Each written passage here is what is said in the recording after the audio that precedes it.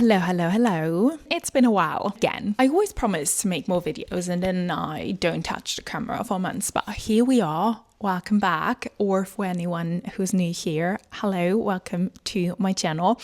I have never done any of these types of videos, but I love watching these, so I guess why not? Here we are. Q1 is wrapped. I think there are still 3 days left of March, but Q1 is wrapped. I've taken some notes on my laptop here because I want to go through a lot of the recommendations I have or things I've been particularly enjoying over the past 3 months. I have been consuming a lot more than I have been creating, and I blame it on my new job, but also on the very long, horrible winter that kept me inside. So without further ado, let's jump right in. Oh no, before we jump right in, today I want to talk about different categories that are including television, hobbies, books, and recent purchases. Starting off strong with television, the first show I want to recommend that I watched is Pluribus. Season 1 aired last year and I didn't watch it back then, but I now have an Apple TV membership, so lucky me for this year. But season 2 is already confirmed. I'm really looking forward to. It's a post-apocalyptic science fiction TV show, which normally not my kind of genre, but I really enjoyed watching it. And the show follows Carol, who finds herself isolated after an alien virus transforms the rest of humanity into peaceful and content hive mind, which nevertheless seeks to assimilate her and other immune individuals. Sounds interesting? Then it might be one for you. It's funny. I'd say it's still light. After a long day at work, it was my perfect safe haven in the week I watched it. Next up, we have Tell Me Lies season 1 to 3, actually, since I think I really got late on the game. The TV show sets in the early 2000s at a fictional college called Bayard College. It chronicles the turbulent romance between college freshman Lucy Albright and college junior Stephen DeMarco over the course of 8 years. And to be fair, I'm extremely happy that I've only discovered this TV show when I think it was Hulu who was promoting season 3. So in order for me to wait a year or 2 years for the next season to drop, I was just like, yo, gonna binge all 3 of them at once. Oh man, I have never hated a fictional character more than I have hated Stephen DeMarco. This fictional character really set the bar lower for men. I still think about him a few times a week, which doesn't really happen often, but man, 10 out of 10. I love the show front to finish, even love the finale, which some of you didn't, apparently. Okay, another obvious one, which I think everyone is loving right now, is Love Story about JFK Jr. and Caroline Bessette Kennedy. I don't think I need to read the plot out for you about the love story, but it obviously follows the 2 main characters, and if you know a little bit of history, you already know how the story ends.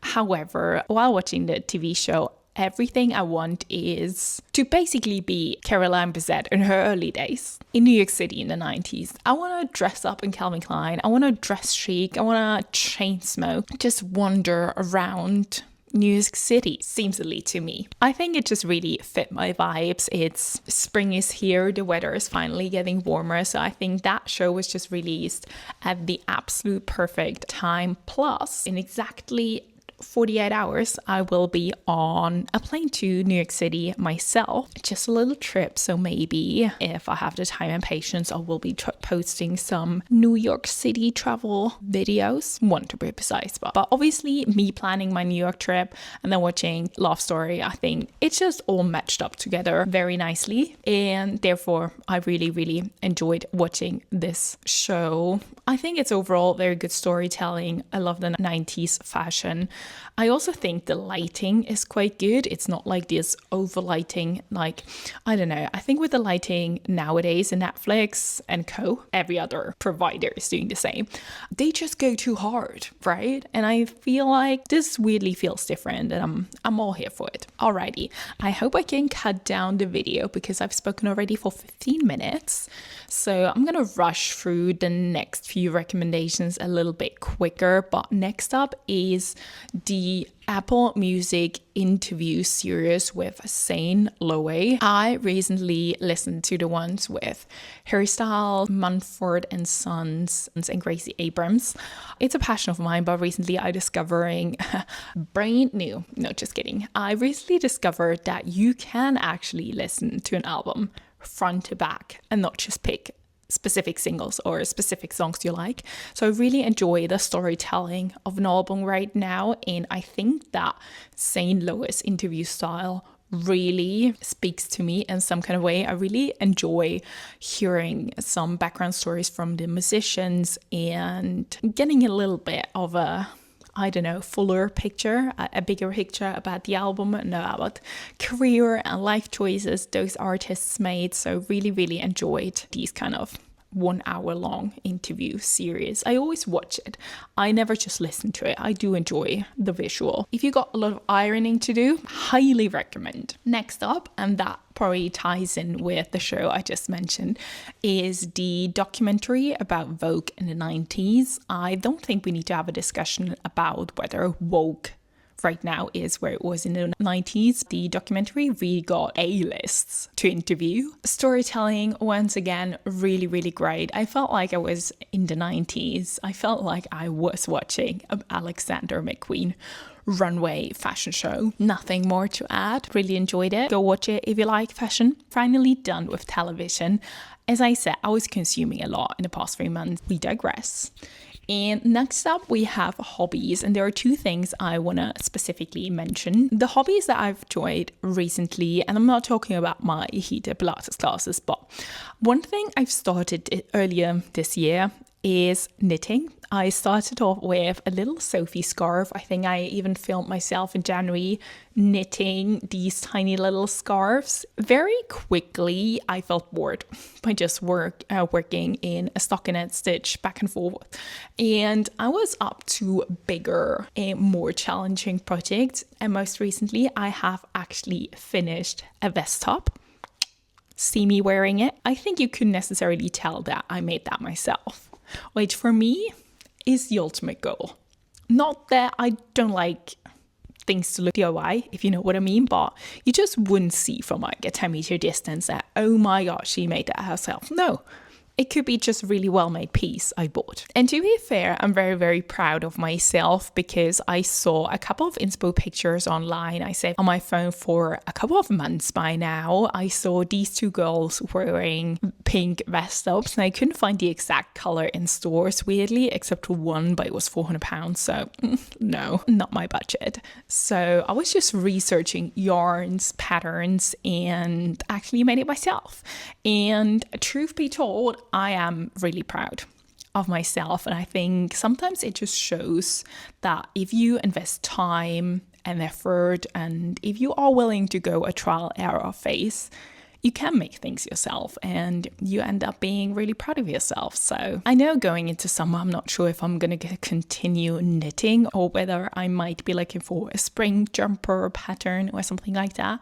We'll see. I've also sometimes on a rainy weekend, if I've knitted for like 8 hours, I can really feel my wrists. So don't overdo it. But overall, nice new hobby. And second one I want to mention is I bought a piano, just a little keyboard. It's standing over there. I probably have been playing 4 or 5 times a week. It ranges between 10 minutes up to an hour. And obviously, I've been really looking forward to at the end of the day. I typically play in the evening just to get my mind off things, to not stare at a screen. Although, ironically, I sometimes play with my iPad because I need to put the notes somewhere since I don't have them printed out. And I am not a musically gifted person, nor have I ever played piano before, but I think you're never too old to learn something new. So that has truly been a positive hobby. I've also downloaded an app so I can learn or do little lessons on the piano, since I couldn't even read notes, right? So you got to start somewhere, but overall, it's giving me a lot of joy. It's peaceful. Keeps me off my phone, so a lot of boxes ticked. Could be more social, but well, I'll be working on that in spring. There are 2 books that I want to mention that I have read in the past 3 months, and the first one is Animal Farm by George Orwell. Animal Farm is a satirical dystopian novel in the form of a beast fable by George Orwell, first published in 1945. It follows the mistreated farm animals of Manor Farm as they rebel against their human master and hoping to create a society where all animals can be equal, free, and happy away from human vices and interventions. However, the rebellion is hijacked and betrayed, and under the dictatorship of the pigs, the farm ends up in a dystopian state nearly identical to what it was before. It's a quick read. I think it's just about 100 pages or slightly less, so it's a really, really quick read. Like, it's an afternoon if you want it to be. And despite being 70 years old, that book is very much up to date by exploring the themes of power and corruption. So I think it's definitely worth reading. The other book I want to mention is Martyr. Martyr is the 2024 debut novel by the Iranian-American poet Kaveh Akbar.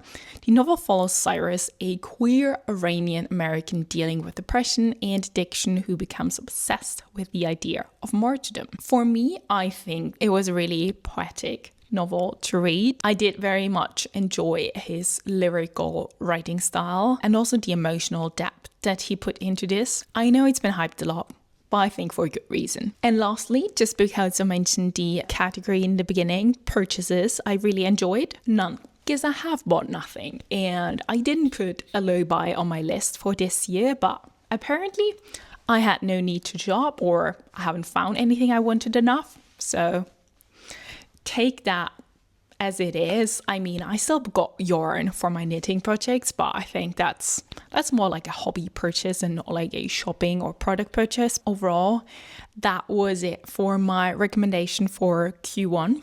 I might do another Q2 wrapped if I feel like I have enough things worth mentioning. It doesn't always need to be TV shows, movies, hobbies I enjoyed. Maybe it's just events I've participated or things I experienced. I don't know. I think I'm going to keep that open.